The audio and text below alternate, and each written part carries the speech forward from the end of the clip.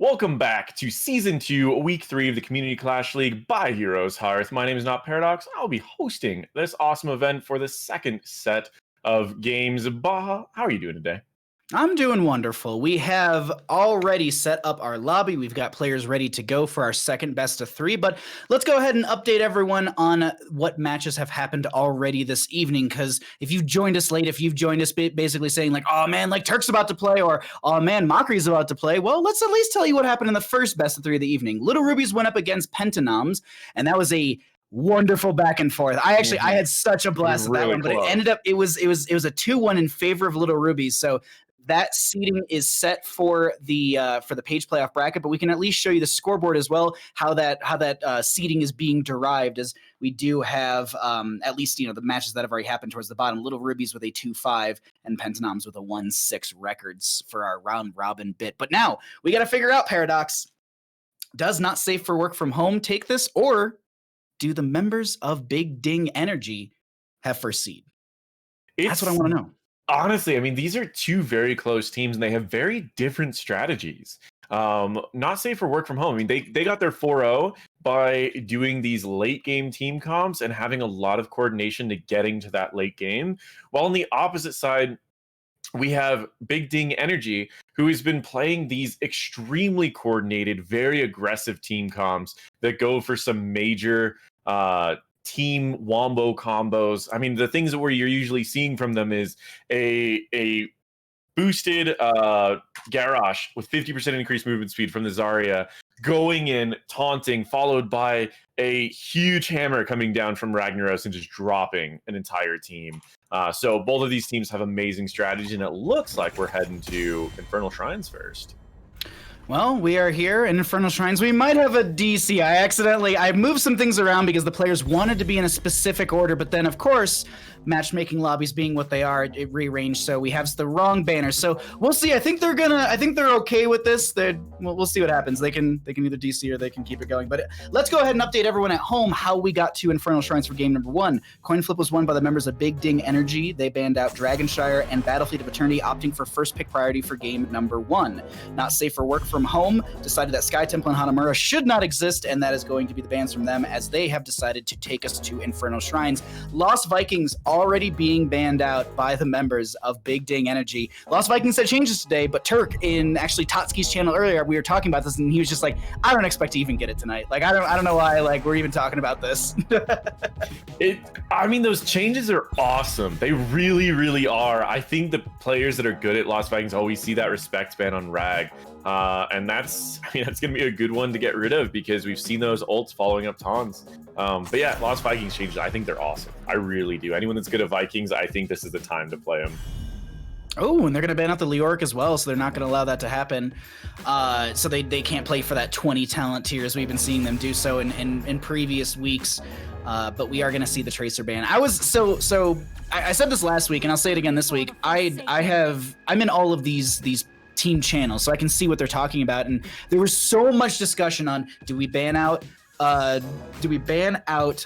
Do we ban out Mochrie? What's the game plan here? So they settled on just the Ragnaros as well as the Tracer. We do have a Vikings and Leoric ban on the right-hand side. Sylvanas was picked up first for the members of Big Ding Energy, and that is a Jazzalene comfort pick, as well as just a strong hero overall. But we get Deathwing, which we know Turk is famous for from Season 1, and Coffee is going to grab the Greymane. I love this. Honestly, those are really good pickups. Coffee's been playing a really strong Greymane, and Deathwing has always been kind of the third. So Turk will go for Vikings. If he doesn't get Vikings, he goes for Leoric. If he doesn't get Leoric, he goes with Deathwing. And then Tychus. and then Tychus. If something happens and he ends up with that, we do see Joanna and we see Deckard, both solid picks for this map. We've just seen how strong Deckard can be on this map, and Joanna's always a solid pick for this map. You get to scoop up all the minions on the objective and pick up that. So far it's looking good for both of these teams. Is there anything in particular you're expecting out of either of these? I know Aullora, her backup has been Malthael lately, to kind of deal with Rag being banned, and Malthael does pretty well in the Deathwing, so that could be an option. Well, they've got a lot of, I don't know what they're gonna honestly do here. They could play Lunara, but then that's just a lot of range that they already have. What are they going to pick up in that other slot? So I'm honestly not 100% sure here, but they will ban out the Tassadar. And we did see last week that Selenityy had an insanely strong Tassadar, but that was paired with the Mal'Ganis on Infernal Shrines, actually. That was game number 1 last week. They got that first pick onto Mal'Ganis, and Russ just slept everyone. Speaking of sleeps, I was going to say that we do still have an Ana up and available, but they're going to go for a Rhaegar, either Ancestral or going to be looking for that Bloodlust value. Deathwing doesn't get Bloodlust value, nor do they get Ancestral value, but Greymane and Mal'Ganis benefit from both of those fairly well, as they want to extend either getting lifesteal or just getting a big burst of healing. Yeah, either one works. I think Ancestral would be a little bit better in the situation, and I still want to see that level 20 in action. We do see Thrall being picked up. I have not seen Aullora on Thrall before. And we have Mochrie as Hanzo, very solid for that option. The one benefit, I think, as far as not safe for work from home, is that Deathwing can eat that arrow and not get CC'd. True. So that's the one benefit. But outside of that, I mean, they're going to need some damage. Oh, you just were talking about this. This is great for this map. And Selenityy, we know, is a strong mage player, very, very well versed and a strong mechanical player overall on previous week's Li Ming. Just to be highlighting one specific hero that she's really popped off on. But like, I don't want to count these players out, because in previous weeks, I talked about how their composition from Big Dig Energy had layers much like an onion, and they were able to, chain CC, or they would throw the Dragon Arrow, get the AoE CC, throw the Wailing Arrow from Sylvanas, get a silence, then you have Deckard Cain with a Stay a While and Listen. So there's a lot of things that they can kind of pile on top of each other for this game. I don't know who I give it over to, because that Russ Mal'Ganis from last week sticks in my mind, and Kiyeberries is on Rhaegar, which that's a comfort pick for them as well. It is. I mean, Russ's Mal'Ganis was something that you pretty much had to ban. And we're going to see, is that the same, right? Is this going to be something that they just have to ban? Either way, we are getting into game number 1 of this best of 3. On the left side, we have Not Safe for Work from Home with Kiyeberries on Rhaegar, Coffee on Greymane, Russ on Mal'Ganis, Turk on Deathwing, and Selenityy playing Mephisto. On the right-hand side, we got the members of Big Ding Energy, or BDE, as you see on your scoreboard. Mochrie is going to be on that Hanzo. Jazzalene will be on the Sylvanas. Aullora on the Thrall. AliciaWins on that Deckard Cain, and Vipey will be on the Joanna. I actually looked over at chat, and someone was just like, I think someone was saying Aullora trying to shut down all the one-trick talk, which, hey, maybe we'll see that here in game number 1. Also, there was 1,050 bits that came in from, I saw their name earlier, Calvanis. I just wanted to give you a little bit of a shout-out right there. Thank you so much for pushing us closer and closer to our bit donation goal for the evening for these players. Thank you for all hanging out. Let's get into game number 1 of our second best of 3. These are going to be our 4-0s. Let's see who wins this. Yeah, I do want to point out, for those that have been seeing Mephisto a lot more the last couple months, Mephisto got a change on his level 1W talent. And that talent it got a pretty decent buff. It does a decent chunk of damage. It gets you your mana back. And it made the W build really come back into the meta. And even like a W hybrid build is also very popular, where sometimes you'll take a couple of Q talents to get the health back or extra spell power. But overall, the new W build does a significant amount of damage. And on this map, you get to have all of that damage, all of that cooldown reduction, while also taking the objective kind of as just a small benefit. I know we talked about this last week, and I hate to beat a dead horse, and I'm sorry if anyone hates to hear us talk about this, but I've still been talking about it ever since last week. Rolling Thunder on Thrall. Now, into a Deathwing, I kind of like this a lot. Mostly because of if the target is an enemy hero, then he also deals damage to them equal to 3% of their maximum health, healing them for the same amount. And Deathwing, I'll take it against a Deathwing. Exactly, because they're just shy of 3K. Yeah, when it comes to I would say, like, if you're on Braxis or Dragonshire where you have to win the lane and that gives you a huge amount of sustain, I say yes. If you're against a Deathwing, I say yes. I think in almost any other scenario, Echo's so good, and I agree. Forgot it so quickly, but I've watched so many games where I'm like, if you had Echo, that would have finished that kill. If you had Echo, that would have finished that kill. And I mean, speaking of kills that just got finished off, Coffee hopping in, getting a quick kill. And they're going to get the camp for bottom lane. Deathwing coming down here to help out was really, really good, because Deathwing is this semi-global... I mean, you know what? Deathwing's a global hero. Let's just put it like that, because they are definitely able to go from top lane all the way to bottom. There's just that slight delay on them being able to actually take flight, as well as the delay for them once they take flight. I think it's like, what, 8 or 16? I think 16 seconds or something like that. I can't remember off the top of my head. Yeah. For how long before they can drop down, but either way, still. Yeah, 8 seconds is, unless you take the level 7 talent, 8 seconds, and I think the 7 talent's been nerfed a little bit. But yeah, that's the downside about having Deathwing as a global, is you kind of need to show your cards a little early. Yes. Where like in ETC, you could just sit and push and push and push, and then just boom, you're in the fight. Or like a Dahaka, same thing, boom, you're in the fight. You don't need to show your cards. With Deathwing, you need to hop in the air for 8 seconds. And so that means, oh, Deathwing is going to be joining the fight in the next 8 seconds, and you show your cards a little early. And that's the only downside about that. But he's still a global. I mean, he still can... Whoa, that is a lot of subs. Whoa, 50 subs, hello? AJG88, thank you for gifting 50 subs. Yeah, we gotta shout that out. Hello, oh my god. Thank you so much. Wow. I was like, this is wild, because I didn't actually see how many it was. It just kept going. Yeah. I was like, I don't even know how many this is. It just keeps going. That's a lot of subs. Thank you so much. Guys, and I also want to point out, while we're actually in this fight, Russ is sleeping everyone. He's diving in the back line, and his team can do whatever they want to. This is the same thing that happened previously with Russ. Once he got Mal'Ganis, he pretty much allows his team to do whatever they want to. He sleeps their front line, he dives in their back line, out heals the damage of their back line, and his team just, seriously, they have no cares in the world. Well, the care that they have right now is getting Russ out of here. As they're getting very low. They're going to use the Fell Claws to get away. Turk is going to use that Incinerate AoE to try and force back the enemy team, as well as pick up some Skeletal Defenders. They have 37 out of the 40, and they don't need to worry too much as they actually throw a little bit of damage in, find those last Skeletal Defenders as necessary, and they'll grab their Generation Globes. It's really the only way Turk can heal outside of grabbing the tapping the well or taking flight. So those are the only 3 ways that a Deathwing can heal themselves. Actually, I learned from you, technically there's a 4th. If you pick Alexstrasza with that level 1 globe talent, she can actually technically heal Deathwing as she spawns a globe off of her abundance. But either way, right now she's not in this game, and we have a Cataclysm coming out from Deathwing, getting to the far side. They want to go for this fort, and they want to take a fight even further here, Paradox. Yeah, I mean, it's a really aggressive play to use that ult there, but again, we've talked about it. How few of games does that Punisher take a fort on the first one? And similarly, I mean, it's happened twice now, but it doesn't normally happen that way. Vipey's in a really rough position, already pops his Unstoppable, gets dropped down, and this is a great spot for not safe for work from home. Deathwing's gonna just head back up into the air, get his health and plates back. And I mean, this is in a really good spot. And guys, I do want to point out of our bits right now, we are at 95%. Paradox? You know how close we are? Oh, sorry, Baha, I don't mean to interrupt. What's better than 95%? What's better than 95%, guys? 97.5%. Yeah, exactly. Definitely better than 95%. 97.5%. Can we hit that right on the dot, or can we just overshoot that? Because I feel like we should probably just overshoot that.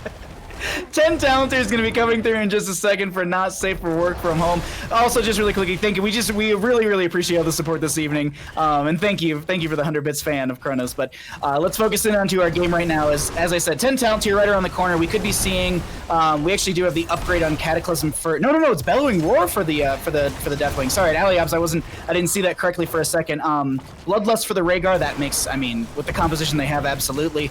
But do we get Dark Conversion from the Mal'Ganis, or is this just Carry and Swarm? Because I've been seeing some Dark Conversion games, and I mean, like, it's a little memey, but I think it's got value. I really do think it does. I don't think that there is a world that you go Dark Conversion against a Joanna, because Joanna has so many CC, and Dark Conversion, you want to use it at a very low health, where Swarm, you can use it at 50%, it's still valuable. You can use it at 70%, it's still valuable. So I don't see a world where he takes it against there, although, I mean, the dream is real, but he doesn't end up taking it. And yeah, so this is looking really good. We do end up seeing the Bloodlust. I was kind of hoping for the Ancestral, but I mean, one can dream. And so, I mean, we do have, the rest of these level 10s aren't too crazy. They're pretty good. Great cleanse. Hanzo's holding. I don't expect this to be Dragon Arrow. Okay. Excuse me, Dragon Strike. I always flip those because they're just in my mind they make so much more sense the other way around. But Dragon Arrow was grad. Dragon Strike, did it not get a buff? Rack him with 5,000 bits. Rack him, thank you so much. I mean, you're racking up the bits. You are definitely getting it. That is awesome. Seriously, rack him. If you guys are, I mean, last season he donated like 30 subs or something in one day. It was crazy. So rack him. Awesome. We did it. We did it, fam. Thank you for helping us hit all of our bit and cash donations for the player pool. We very much appreciate the support. And so let's give you the game that you're all itching for here, as the next shrine's going to be popping up. Who do you want to jump into here? Because we can definitely jump to some comms before this. I really want to see. I mean, we've got this Hanzo arrow, we've got Earthquake, and we just had an Earthquake, so I say Big Ding Energy. All right, let's hop in there. Gonna stop doing that. We can delete this wave. Let's go. Then we gotta go up.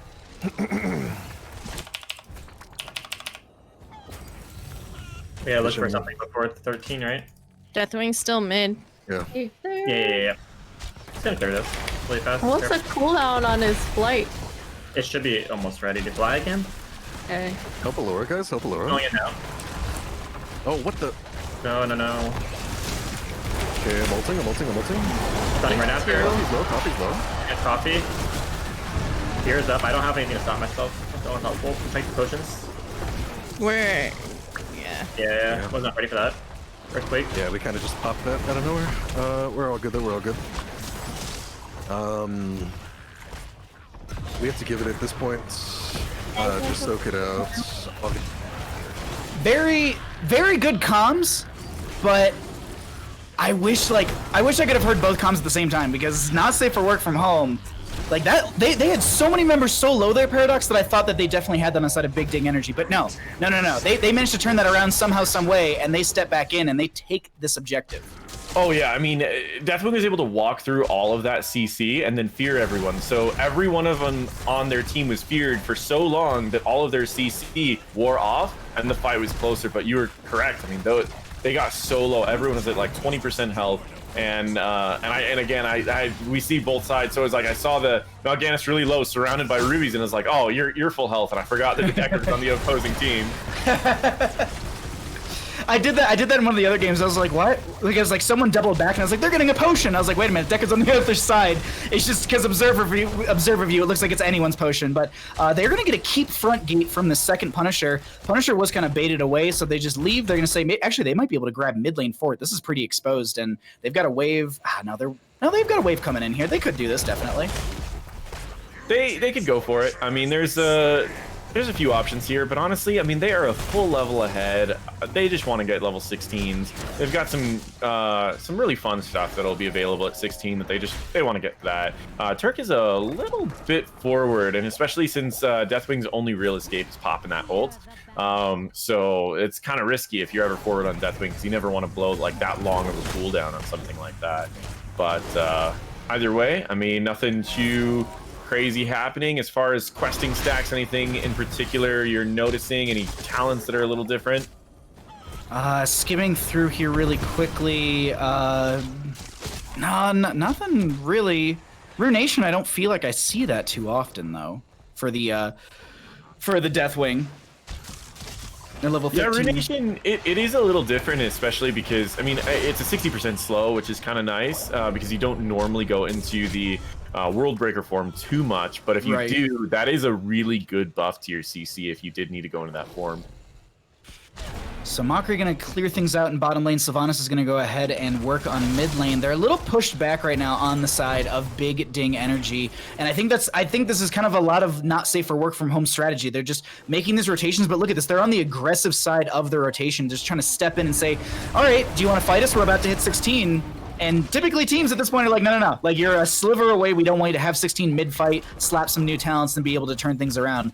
So they're going to poke as best as they can, manage the waves, but I think this is going to be a hold for 16 as they're just going to invade onto this, and they have to give this over. Yep, and I mean, this is exactly what you want to do when you hit 16. This is what Not Safe for Work from Home has done very well. They play very aggressive, but their goal is usually get to level 20. And some of the things that they will be getting at 20, I don't think this comp is too crazy at 20, but the Mephisto's level 20. Either or is very good. Mimic in this build is devastating, but at the same time, a 3-second silence on whoever you root is also very incredible. So either way, that's going to be a huge level 20 power spike. Mal'Ganis will be able to sleep twice, which will also be very, very strong. So either way, they'll be able to get these 20s, but not for the next objective. So this next objective fight is going to get rather close. And when it rolls around, I mean, I personally would love to listen to comments not safe for work from home. Yeah, we're actually going to give the 30-second announcement for that. They're going to grab themselves the camp on the left-hand side. So as this all preps while they're getting in position, let's do exactly that. Let's jump into their comms. We have Hanzo vision, and that's about it. Oh, no. I'm just Turk. chilling. Turk. Alright. I'm just chilling. Oh shit. Careful, Turk. Actually, no. They're coming up this way. You guys come up here. Position up here. And like, remember to spread out. Are we starting this right away? Yep. Okay. You want anytime, so I'll land on the back line, dual appearing. The earthquakes. Oh, we can back off. I'm landing now to bait out Alright. here. All right. Might be No using D on D. Johanna. Oh, D's down on Johanna. I'm fine. Turk's gonna die. they're zoned. Yeah, I'm That was the arrow, and another arrow, and the sleep, and an earthquake. I'm in trouble. Oh, I'm back into I'm 1 HP, so it. I'm tapping. Ah, damn. I'm tapping as well. I'm tapping. We can play for Shrine. Guys, have all we're my getting top stuff deep right now if we can get Oh, out. okay. Don't like it. It's alright. Do you want me to Got try to lucky. sneak it? Damn. Yeah, go for it. Go for it. I think. Oh, Too do smart, damn. Two you more. want me to die for it? No. Oh, yeah. Oh my god. Well, I didn't do it. I died and I didn't get it. Alright, we got top keep. We got top keep. I didn't really want to die for it. Well, a little wavery towards the end on what they wanted to do, but you did hear it during all that. They were saying delay out for top keep delaying out for top keep, and that's a good example of what happens when you let the shaman camp do whatever it wants. It's gonna get fort keep and set you up for constant catapults on core. Yeah, and I mean that's the powerhouse of that camp is it's just like it keeps going unless it's stopped or unless it hits the core. Once it hits the core could pretty much shred through it. But I mean it gets you that core. Now we have the Hanzo going piercing us. He went auto attack build last time that we saw Mochrie on Hanzo, and they just buffed a talent that he used, but he ends up going the W build, and we saw the impact of that. I mean, he was able to do about 40% of Mal'Ganis' health in a single ability. Yeah, so it is definitely strong. Especially with the extra arrows created from finishing out simple geometry from level 1. That's such a strong pairing right there. I do want to point out as well, for anyone wondering, the Joanna Subdue has not been finished out yet, but still, you get 80% slow if you hit more than one enemy. So Cataclysm coming in from Turk right now. There's a bit of a split fight. Bloodlust comes out from Rhaegar. I don't know if it connected onto many. Hanzo ends up going down as Mal'Ganis is able to get into that backline. Turk is actually currently dealing with Aullora and actually winning out that fight. It looks like Stay While Listen comes out from Alicia. Aullora is going to go down. That's Decker Kane going down. They find themselves a Joanna as well, and that's going to be a quad kill in favor for the members of Not Safe for Work From Home. Yeah, I mean this is brutal, and it's interesting because I saw in chat there was a bunch of people that were like, "Oh, Big Ding Energy takes this 2-0 like without even an issue," and it's like, I don't know, guys. I'm like, I've seen Not Safe for Work From Home. I mean, they're doing really well, and they have a lot of communication. We heard in that objective, like they were very calculated with everything that they were doing, and I mean, there's no way Sylvanas defends against this. She's doing her best, but that is going to be game number 1 going in favor of Not Safe for Work From Home. Going on to game number 2. It's I mean, that was a wild game. It went back and forth. We got to those later levels, but I mean, that was an aggressive play coming out from Not Safe for Work From Home. It was like, I want to say that was such a good example of, hey, we have a win condition. Instead of going and getting the Punisher, going and getting camps, going and getting another keep, they rush their top lane and they take the core. That is such a good example of like, look, you have a win condition, you have a window, you got 30 plus seconds and you're already in the middle of the map. You rush that core and you take that game, and very well communicated coming out from the side of Not Safe for Work From Home, is they're going to go up 1-0 in our best of 3 series. I'm excited about this one, but I mean, I want a game 3. I know I predicted it 2-0, but I want a game 3. I always want a game 3. I mean, as a caster, it's like we're having fun up here, and it's like, so it's always great when you get a game 3. I mean, that's the thing, is I think people underestimate that once you hit level 20, you really only need to kill 3 people on the opposing team if you have a standard team comp. What I mean by a standard team comp, you've got some sustained damage, you've got a mage, you've got stuff like that. You can do some damage to a core. And you kill about 3 people. If your whole team's still alive, you can close out most games at level 20. Even if a keep's still available, most people, they just destroy a sidewall, go straight in, take out the keep, take out the core, and it happens very, very quickly. So if you have the chance, try to close out the game before the opposing team hits 20. And that's, I mean, this is the best example of it. They hit 20, they forced a fight, and then they went top and ended the game. And that was it. The game was over. That was quick too, because we were 15-minute game right there. Like they saw that they had an opportunity to take it, and they were like, all right, cool. We shut this down and we go up. Oh, all right. Well, I'm getting messages from different people. Okay, there we go. So let's find out what map we want to get here, as one team has told me that they want first picks. So we'll get that all updated for ourselves, as we can go ahead and show you what the scores are looking like right now, as we've got that updated for you. So we are currently seeing, if you missed match number 1, spoilers, I guess, Little Rubies won that one in a 2-1 fashion, but it was a very, very good back and forth up against the Pentanoms. Not safe for work from home. Just went up 1 in our best of 3 series. And we'll see if Big Ding Energy can match that. But right now, not safe for work from home. They've got a perfect score for CCL Season 2. Yes, they do. 5-0 at the moment, and I mean, we'll see how it goes in the next 1 or possibly 2 games. It could definitely go either way. But it's I don't know. I mean, do you know where we're going yet, Baha? I finally have the answer, in a sense. It's going to give me 30 seconds. So we're waiting to figure out what these players want to do. Okay, we have a map, so let's go ahead and talk about that while I get players into here, or maybe I pass it to you and tell you, you can explain to the audience about Cursed Hollow and why it's a good map number 2 for a team that just won game number 1. So Cursed Hollow is a great map for the competitive scene, especially for teams that have a lot of communication, because the first 2 to 3 objectives, or at least tributes, you could give up and you don't lose experience. You can take a trade and you can gain more value than the objective would have actually gained. So putting a lot of commitment into winning a tribute that doesn't actually get you anything on its own, when the other team takes that time to take your fort in the opposite lane, it is definitely one of those objectives that the team with more communication tends to win. It's also one that there's double bosses, which means that there's always the potential to sneak a boss and you can push with it. The objective only turns off structures. So it's also a map that even if you lose the objective, you can still win a team fight, which makes this map to where it's 100% determined by the team that outplays in macro as well as has the best communication, purely because you can take the fights you want to, you can take the fights you don't want to. And it really, really helps out. I mean, if we were to quote the Art of War, right? If you know thyself, you know the enemy, you've already won. And the reason for that is because you'll already know the fights you're going to win. You already know the fights you're going to lose. So you won't even take a fight if you know you're going to lose it. And that's why on this map, it always comes down to the teams that have the best communication and know what they're capable of. Well, on that note, we got to get a couple more players in here, and we'll see if they're going to be able to execute on Cursed Hollow. This is also another wonderful map for Lost Vikings.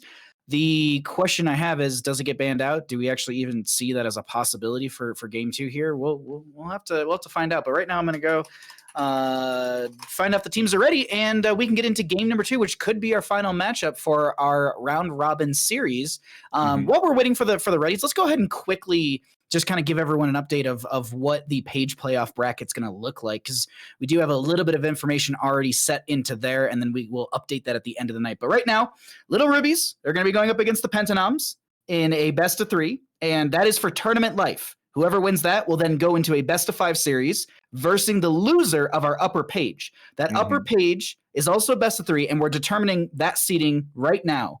If we see the member, I mean, we're seeing, it's everyone's going to be kind of going up against each other next week as well. But the one thing that we can talk about here is this is a bit of a scrim. Like, they can kind of feel each other out. Next week, it's for all the marbles. Well, the upper bracket has tournament life, so they've got the extra tournament life, so they can drop down to the lower bracket, or they can progress to the grand finals, which is a best of 7. But in that lower page, if you lose, that's it. You're out. That's season 2 of CCL for you, and you collect your 4th place prize pool. But the opposing team, they'll go up into that best of 5 series. So super, super excited about next week and then onward. But we're just waiting on one player to get back to their chair, make sure that they're all set and ready to go, and we can get into Cursed Hollow for game number 2 of our second best of 3 of the evening. I guess at this point I've been rambling a little bit here, Paradox. While we're waiting, people came in from Grubby Stream. Maybe they don't understand or see the bars at the bottom that have been fully filled by the community this evening. What's this prize money that I'm seeing on screen? Where does that go? All to Bandit. No, I'm just kidding. Yes! So the prizes are influenced and enhanced by the amount of bits. So 60% of the bits and tips go to the community prize pool.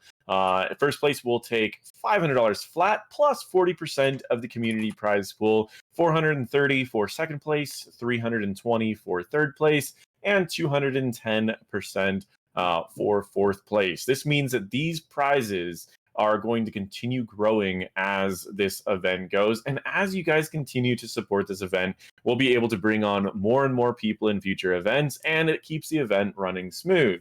It keeps the incentive so that everyone plays seriously. We haven't seen any troll builds. We haven't seen any troll picks. And it's all been fun so far. Both of these teams, all 4 of these teams have been taking it very seriously because this is money. This could be a new mouse. This could be a new keyboard. This could be anything like that. So that's the benefit of this. It's just such a cool event, and you guys are helping us put this on. Yeah, and just thank you seriously so much to the community. We've actually in weeks 1 and 2, because I can't cast or math while this is happening. I'm sorry.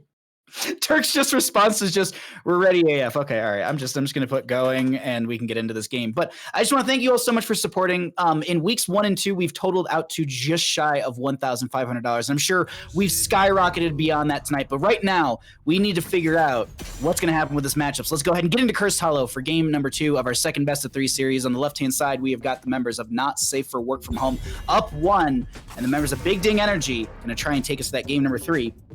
As this was map pick priority coming out from Not Safe for Work from Home, because the losing team can either choose first pick or map pick. So gonna opt for that first pick on the side of Big Ding Energy. Yeah, and first pick is it's always an interesting choice. Usually teams that have a lot of coordination, they usually have pocket strategies on different maps. If you lose, you generally want to try to map pick if you have strategies that are going to keep you in. But if you just feel like you're a coordinated team that has basic plans on most maps, or you don't really have any particular plans as far as the map, but you've got team strategies, you go for first pick. In this case, we do see again Turk being out, just banned. That's Leo gone, that's Vikings gone, which means Deathwing's likely what he's going to be picking up. But if they know what he's bringing this time, this is a great time to go for a Cursed Bullet, maybe. Pick that Greymane against it so that you can do a little bit more damage before that fear goes off. It's the same bands from last game. Evil Bread tipped $10. This is for the Player Pizza Fund. Thank you so much, Evil Bread, for donating towards the Player Pizza Fund. Sylvanas, so same draft thus far. I expect this just Deathwing and Greymane. Like, both of those are insanely powerful here. Greymane solos camps, Greymane dive. Like, I was like, maybe they grab the Deathwing for themselves on the side of Big Ding Energy, but yeah, no. Deathwing, Greymane 100% here. Like, that was such a strong duo in the last game. Coffee, very well versed on that hero, and we saw Turk just knows where to be and knows how to kind of say, like, all right, cool, like, I'll be there in 4 seconds. I can take flight, and then I can drop into the backline. Like, we heard that in their comms in the last game, so I'm kind of afraid of this already, in my opinion. Yeah, Coffee's Greymane is probably giving Kai a heart attack because he just dives in very quickly. usually gets a kill like at the start of a fight and then just runs around. But yeah, it's we do have a Garrosh and a Malfurion being picked up. A little different. I've been seeing Vipey play a lot of Garrosh. And again, do they go with the Zarya? Like, this is where you just ban the Zarya, right? Because that's exactly what they've been running. They've been running Garrosh, Zarya, and then they've been running a combo with it. And it's like, they could just ban that, and now they have a Garrosh without a Zarya. Yeah, I was like, or you could go Hanzo, but Mochrie does play Zarya. We did see it, I think, last week. Medivh actually, I don't know. Does Mochrie play? Mochrie has been playing a lot of Medivh with Garrosh. So that I think he kind of, it was like one of those tic-tac-toe moves where you put like one there, and then one there, and then like they have to choose like how they lose. And that might be it. Honestly, it might be, hey, if you ban Medivh, I go Zarya. If you ban Zarya, I go Medivh. Either way, Garrosh is gonna flip someone. Yeah, I mean, that's unless they do have pick after this ban phase. Okay, I don't understand that ban. I'm not gonna lie. I 100% don't expect. Coffee's already picked, so right. And I don't expect Coffee to like. I don't think Selenity's played Grey Main. Heal. Yeah, that was. I don't know about that ban. I'm not gonna lie. Like, it is targeted towards Coffee, but I don't think Coffee is gonna be on a different hero. I think they're going to be on the Grey Main. Selenityy typically is their mage player. She's been on mages like only. Russ gonna grab the cow here. I had a point, but I was so confused by the Kel'Thuzad ban that I just completely forgot it. Yeah, it's a little wild. I mean, I do also want to point out that Medivh does something else other than just enable Garrosh. Leyline does turn off Deathwing. So that could have also been a thought process where it's like, okay, well, we can also deal with that as well. They end up going with the Hanzo and the Malthael. They weren't able to get the Malthael last time because he got banned. That gives them Malthael versus Deathwing. I don't think it's the best counter to Deathwing because your percent health damage to Deathwing is rather low until you get Last Rites. And there are ways around Last Rites as well. So we'll see. We do have the Deckard being picked up by Kiyeberries. So I think both these teams are pretty solid. I think they're going a little conservative with it. No crazy combos together, just pretty much playing safe comfort picks for the majority of them.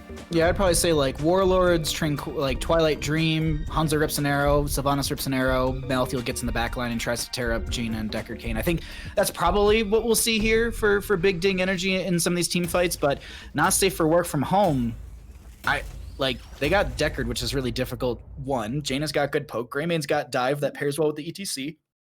Deathwing can drop into the backline, so just as threatening. Like I really don't know who I give this over to. This always, like I always say this on my own streams. Like I feel like this is a cop out as a caster, but it's going to come down to the burden of execution. Like, will they be able to make these layered plays happen on the side of Big Ding Energy, or will they just be able to poke this out, get single target picks, and roll through these team fights on the side of not safe for work from home? Paradox. I mean, I agree. It's going to be all of this is a skill matchup. It's the burden of executions on both of these teams. And speaking of these teams, on the left side on blue team, up 1-0, we have not safe for work from home.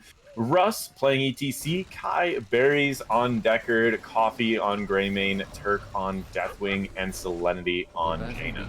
On the right-hand side, we got the members of Big Ding Energy trying to take us to a game number 3. Jazzalene's going to be on the Sylvanas, Vipey on that Garrosh, Mochrie on the Hanzo, Aullora on the Malthael, and AliciaWins will be on that Malfurion. Really quickly, before we get into mid lane, Satat, thank you for the 100 bits, and Anonymous, thank you for the $20 donation. Very much appreciated, my friend. Hope you're all... Thank you all so much for supporting the CCL Season 2, and watching week number 3. I'm just so elated. Like I look over, we've completed all of our bits and all of our cash, and people are still donating towards the prize pool. So I just really appreciate it. It just brings a smile to my face. So thank you. I love you all. But let's get into game here as a little bit of a toss happening right there. Russ is going to be able to kind of round the corner. Because Vipey was throwing them over like that, like I know this is a bit of an odd, like I doubt we actually have this happen, but like, do you think in any way, shape, or form, like Garrosh is trying to throw ETC far away, like over terrain? Like, could you actually have an argument for Crowd Surfer at level 4, if I'm not mistaken?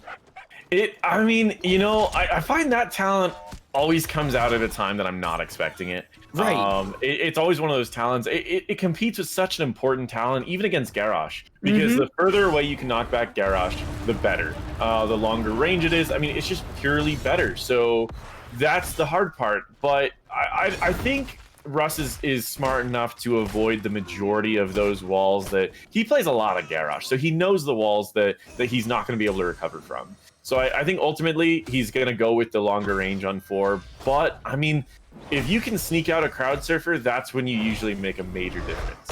Okay, yeah, because that was I was thinking, I was like, I saw that and I was like, I don't think so, but I was just curious like what your thoughts on that one was. But I agree, it definitely competes with a lot of really good talents. As Greymane grabbed the camp for top lane, they're going to go ahead and have a little bit of help from Kiyeberries grabbing the Bruiser camp for mid. First objective is going to be in bottom lane. We already saw the Siege Giants grab for bottom lane. They're going to go ahead and grab their Bruiser camp on the right-hand side. Hanzo clearing out top lane, but I do want to note this. Hanzo did go Redemption to level 1, so that auto attack base build will be coming through. I would assume this is never outmatched at level 4. Excuse me, ignore all distractions at level 4 for the increased range. Also, the insta-kill on minions, giving them a bit of wave clear in a sense. Also, especially if they finish out that level 1 Redemption, they can actually clear out waves pretty effectively. Yeah, I just noticed something kind of interesting about Deathwing's fire was going around and it swung a minion with it. So apparently the fire that spins around Deathwing from that level 4 talent has its own physics. Which is kind of just odd. I've never seen that before. The minion actually spun around Deathwing a few times and I was like, huh, I've never seen that. Huge throw into Selenityy, great. I mean, that was so much patience. There's so much patience of Vipey just sitting in that bush waiting for that one person to step up. Amazing kill. That's going to set that first kill of the game in favor of Big Ding Energy. And I mean, as far as experience goes, that even got them just a little bit ahead in experience before this first objective. Yeah, we're looking early game experience that's still just about 500. Whereas the minion experience from both sides are anywhere from 6,700 to 7,100. So definitely a little bit of experience pushing them up, but that can easily be managed as Greymane and Decker Kane are going to still push into top lane. And you were talking about giving over first objectives. I think they're going to try and poke at this, but they just didn't have enough tools in the utility belt, as Jaina was also, I missed this on the map, she's in mid lane clearing things out. But Greymane trying to open up top lane, gets a decent amount of siege damage, but I think this is just going to be gate and towers. Yeah, that's a caster joke right there from Evil Bread. Vipey hard throwing, says the as he's actually throwing people around. That's a caster joke. We don't. Those are bad. We don't actually. Nobody likes caster jokes. Speaking of that, did you just see Mochrie? He just juked GG'd over that wall. No, I didn't. I was down in bottom lane. I was looking at. I got so distracted by the throw. I was laughing and I had my hand off the mouse. But anyways, they're going to. Paradox, please. They're gonna be able to. I'm just gonna throw it over to you. You know what? While I'm laughing, let's actually jump into one of the comms. It's 7-up on both sides. Oh wait, no. Did they give this over and we just jump into dead? No. Let's get the comms for not safe for work. Yep. Can I get that? We should clear top as well. Okay. Yeah, we should play like from here. It's like pretty strong for us. Mouth is low. I'll come earlier than him in 6 seconds. I'm gonna pre-tap actually. Blue is combo. Yeah. All right, yeah. Did he throw something? He tried to throw you. He tried and then he queued. What the hell? Mouth up, and I'm I can up. land at any time. Right. I'm just gonna grab this, dude. Okay. Yeah, you go ahead. I'm gonna land soon. I'm landing I don't now. think he can Oh, either. we go for Garrosh. Okay.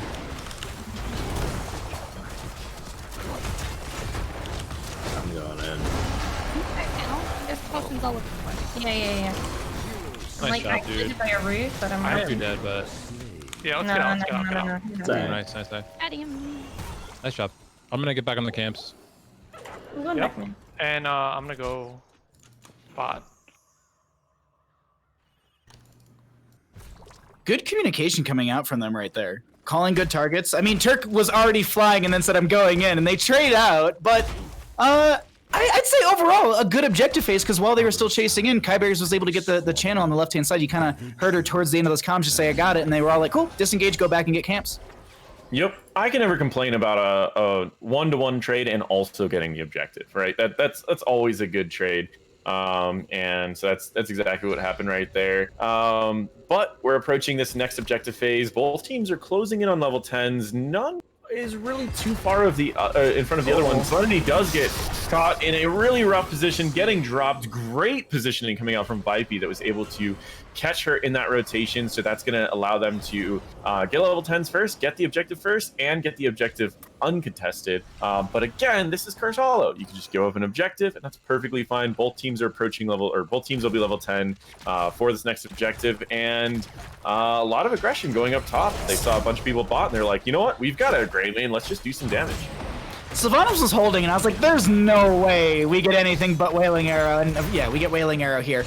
Curse Bullet for the Greymane, though. No go for the throat, as that's actually been the popular pick of the evening. I was wondering if they would go for the throat to maybe get onto Mochrie or Malthael or Malfurion or just like anyone who's squishy, or Sylvanas as well. So, but they're gonna they just want to chunk the Garrosh as they will be stepping into them, because you can Indomitable, but you can't Indomitable a Cursed Bullet.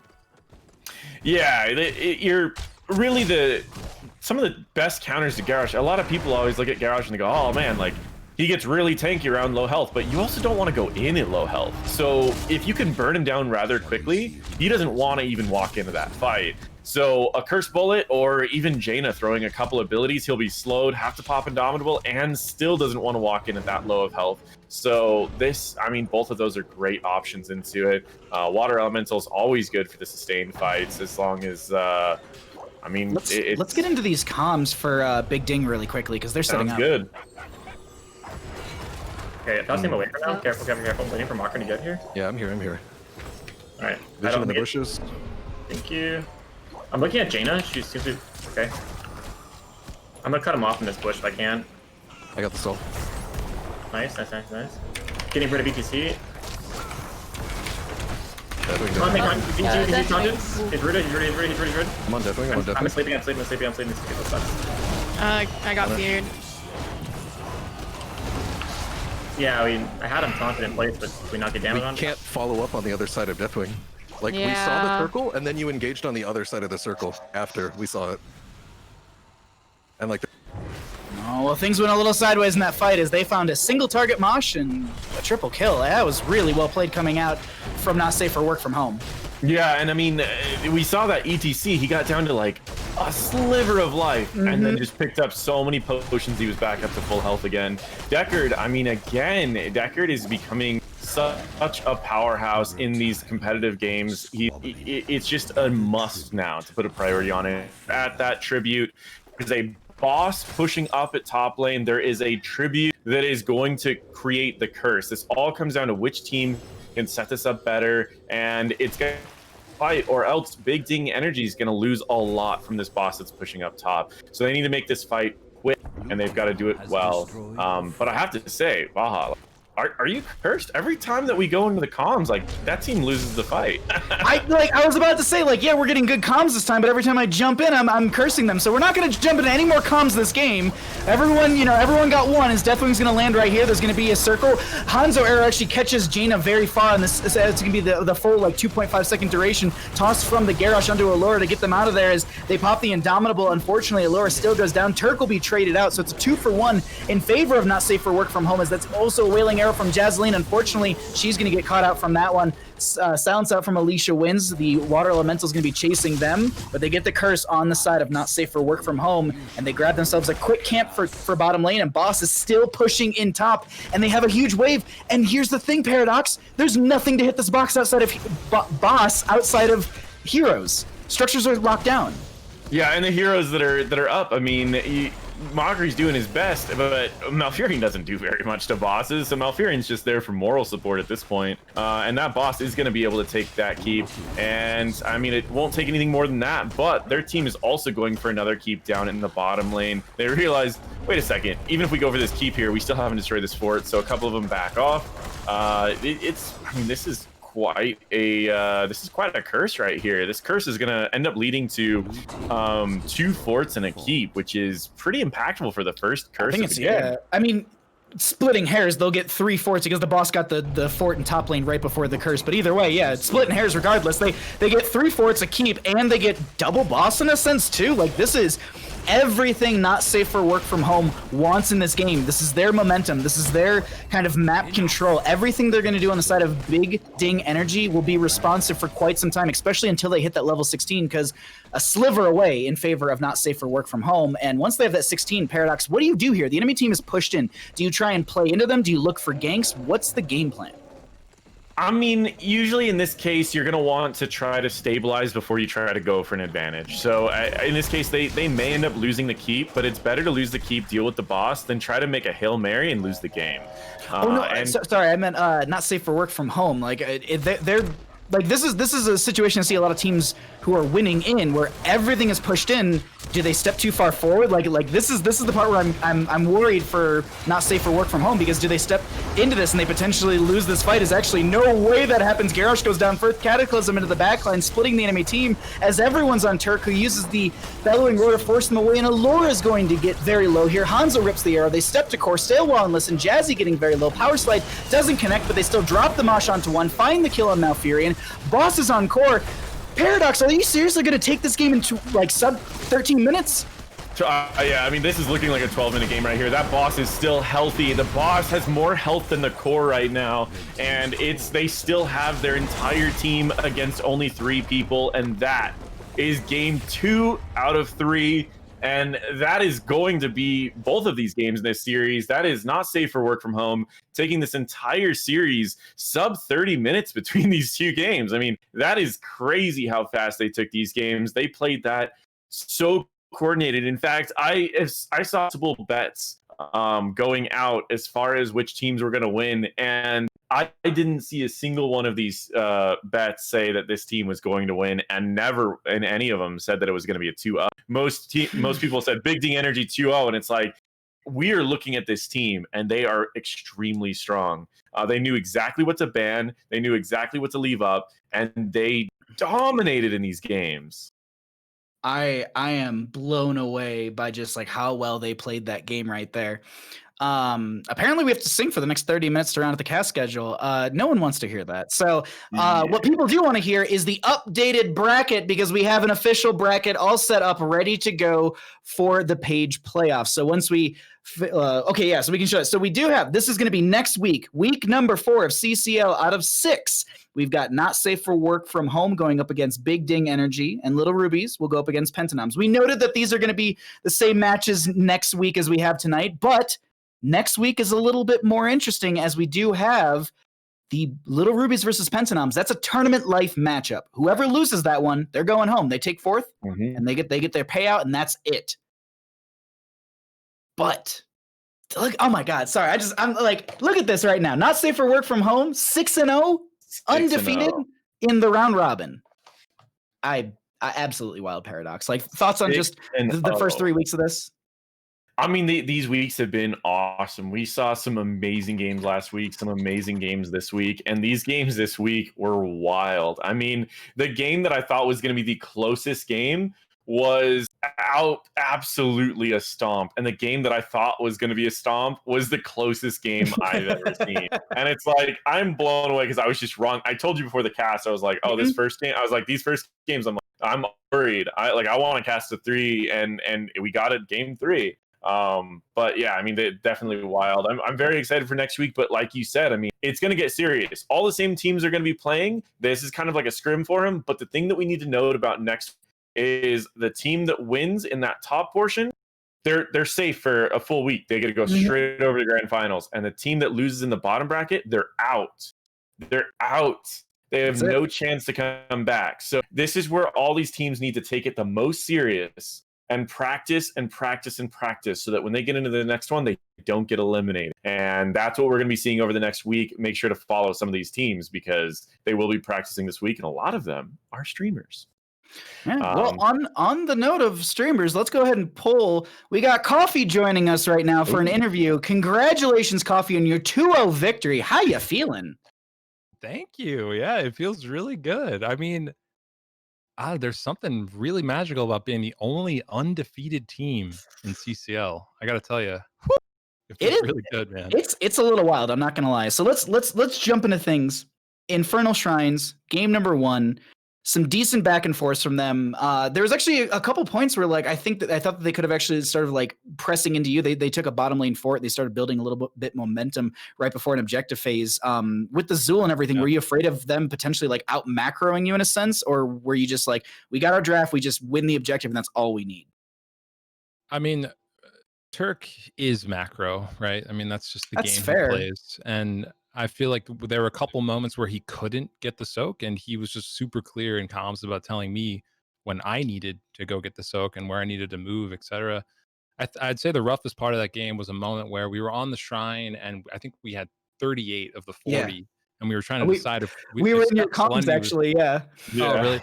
Yeah. We were trying to decide if Selenityy was going to suicide for it or not, and it was just kind of a back and forth. And we took a lot of time making the decision, and we ended up losing the shrine. That was I think the the shystiest or the sketchiest part of the game. But otherwise, we felt really confident the whole time in game 1.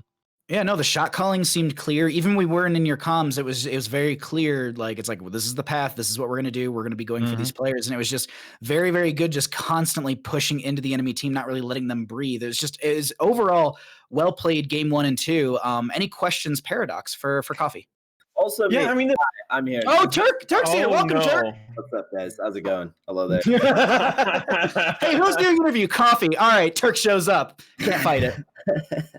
It's here as an add-on. No, I mean, in case there's okay, extra Turk, questions. I'll let you talk. I'll let you talk. No, It's all right. In case All right. there's a question No. Okay. that we couldn't handle, I was here as backup. You know what I'm saying? Yeah. What's up, guys? How's it going? We won. We clean sweep. By the way, Baha, nice prediction.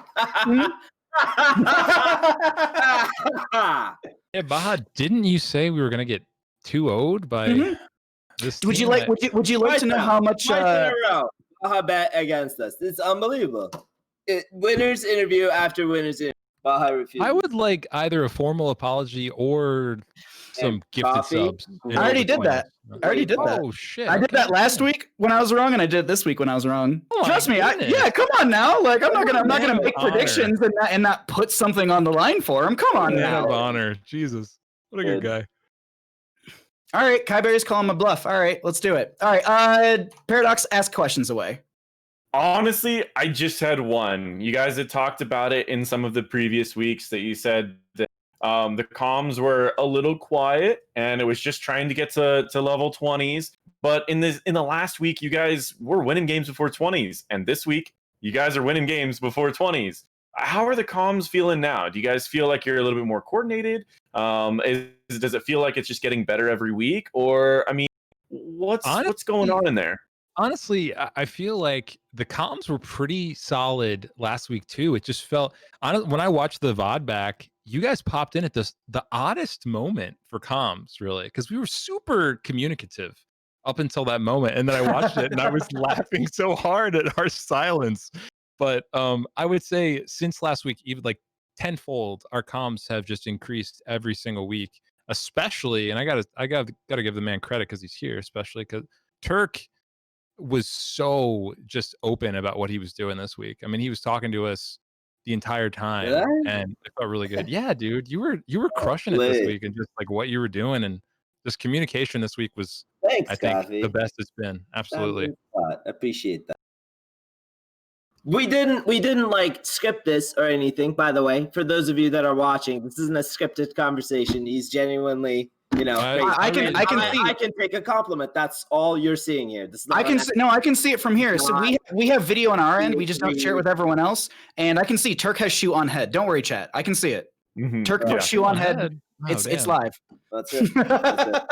No, these games seriously were so much fun, and congratulations on your 2-0 victory. Before we let you guys run out of here, any shouts that you'd like to give, Coffee and Turk, feel free to go at it. Yeah, I just want to say, we're living in a really, really crazy time, especially in the United States, but also globally. And I know that I am certainly taking the time to educate myself, and I have a ways to go. But I would encourage everyone watching this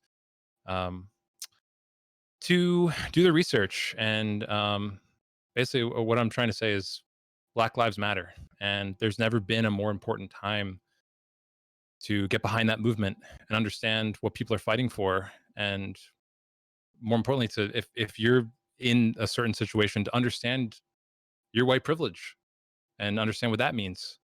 And I'm certainly no expert, and I'm doing my part to try to educate myself. But I encourage everyone. It's a wild time, but I appreciate everyone watching the stream, and I hope everyone checks out that movement, blacklivesmatter.com.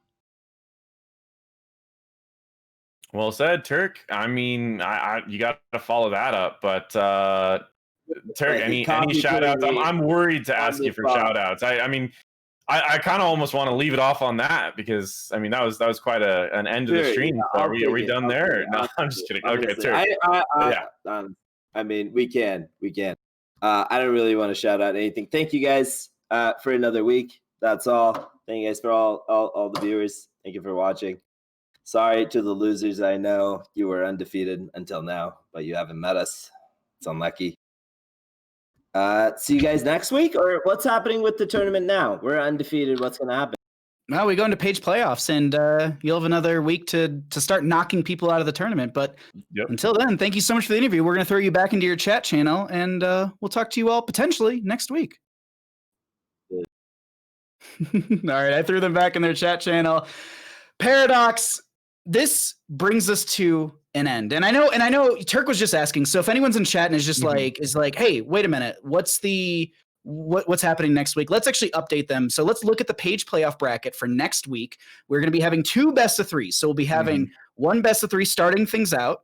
It'll be, I believe this is the order, and I have to double check my notes on this, but it'll be Not Safe for Work from Home going up against Big Ding Energy. The loser of that will go into the bottom losers semifinals, and that'll be a best of 5. They'll go up against the winner of Little Rubies versus Pentanoms. Then that winner, so then that's tomorrow, or that's next week. Yes. The 5th week, the following week, we can do that best of 5 series in the losers finals. And then week number 6, our final week of CCL season 2, we will have a grand finals. It'll be the top versus the bottom and a true best of 7. No weighted crap where it's like, oh yeah, they only have to win 3 games. No. Like 2 best of 5s, and then the other one only needs to win 1 best of. No. We get 7 games. That is it. You got to win 4 to take CCL season number 2. So I'm super pumped about this, Paradox. We got 2 more best of 3s next week, but we start our bracket format, and I gotta say this is such a fun night of games. I will say this, no one said anything about your prediction, but me coming out here and saying someone's going to get 0-2'd, I'm getting harassed on Twitter. I'm getting harassed in Twitch chat. Like, I do 0.5 seconds of research into this. Like, Bandit's the one who's feeding me the information. Blame him. No, that's a lie. Yeah, I was wrong twice. Well, I mean, I didn't really know which team was going to win. I figured that these 2 games would be very, very close. But the one that I thought was going to be really close was a stomp. And the one that I was expecting to be like a stomp was very close. So that was the part that I was wrong on that. So we were all wrong in our predictions. Guys, I really want to thank you all. We hit 112% for our bids, 161% for our donations. That all goes to the players and to keep this event running strong. I just want to say thank you to them. I also want to do one more thank you to our sponsor, JukeGG. It's an awesome website. It's got all your favorite esports. You can follow different games, teams, players. You can check out point of views. Even for this event, you can click on it and you can check out point of view streams for everyone. Then come back over and see what we're chatting about, get the whole overview of everything. So make sure to check them out at juke.gg. And Baha, this was an awesome week. Where can they find you? You can find me over at Twitch, Twitter, and YouTube at Bahamut Gaming. I'll be casting tomorrow night, and Beckwin in chat just harassing me right now.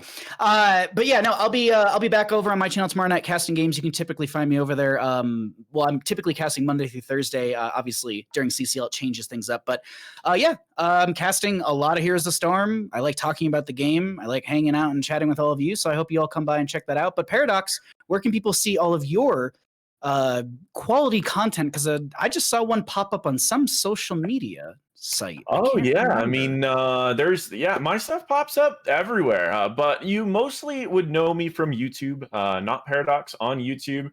I've got all sorts of content for Heroes of the Storm. I'm the largest Heroes of the Storm educational YouTuber, and I tear apart high-level games. I also watch replays from lower-level games, try to help learn the game at all stages of the game. I did recently just bring out 2 videos, so you can always check those out. I've got a Garden of Terror guide where I break down a wide variety of strategies on that map and a lot of unique things to that map. And then I also just brought out a patch notes video so you can naturally see my thoughts on that. But yeah, check that out. NotParadox on YouTube. But I mean, man, Baha, this was an awesome week. So yeah. I'm very excited for next week. Yeah, that closes us out for week number 3 of CCL. The round robin format is done. Next week, we get into the page playoffs, and someone is going to be going home. Come by next week at 6 o'clock PDT, 9 o'clock EDT for 2 best of 3 matches for tournament life. We'll see you then. And until then, see you in the Nexus.